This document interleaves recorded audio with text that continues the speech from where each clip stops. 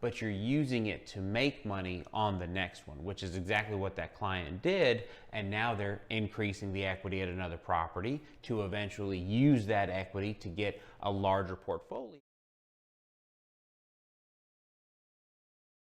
Hey, it's Steven, Gulf Coast Multifamily.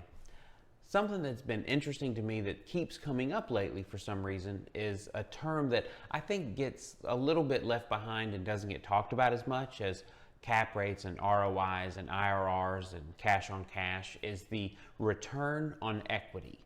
So the return on equity is the amount of money you make compared to what you have in the property total. But the interesting thing about that with apartments is that number can change pretty drastically. For instance, we've got a property here that I brokered that was sold at just under $300,000.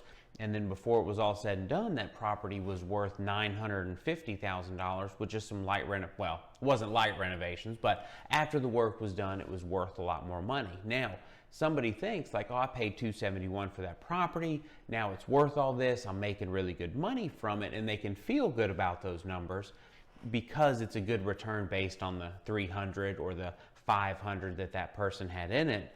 But what you've got to be remembering is how much equity you have in it, that now that money is just kind of sitting and waiting. And that's why doing a cash out refinance can potentially be the best way to capture that equity from that property, but then use that money to do the next one. Because then you're not just getting a return on equity for the original property, but you're using it to make money on the next one, which is exactly what that client did. And now they're increasing the equity at another property to eventually use that equity to get a larger portfolio, which in turn will make them more popular to brokers like myself and then the other ones that work in this area.